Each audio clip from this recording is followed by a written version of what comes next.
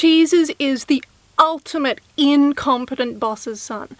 His dad spends 3.8 billion years, or, 6 days, building the company up from scratch, and then Jesus comes along to basically just lord it over everyone.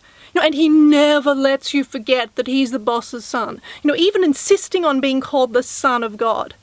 And he pretends that he's your friend and so compassionate, while all the time reminding you of the power that he wields, saying things like, love thy neighbour, be kind to one another, now do as I say or I'll send you to hell.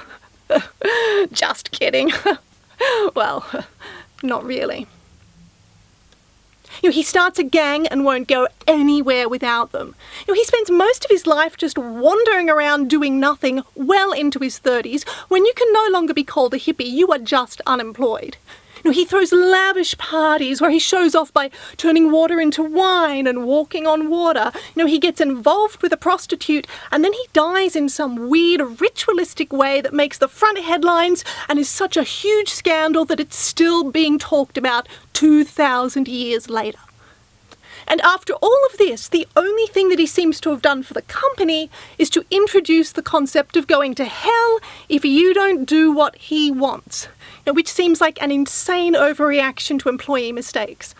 And he even messes this up by going and dying for our sins, which means we can now all sin as much as we want with absolutely no fear of retribution, making the entire hell project redundant and a complete waste of company time and money. And he doesn't even stick around to help clean up this mess. Instead he suddenly appears after taking an unauthorised 3-day weekend. Says oops, and then heads up to heaven to go back to live with his dad.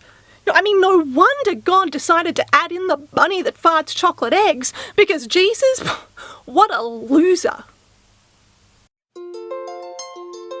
I'm just the son of a carpenter, and I don't want anything from ya, except for your eternal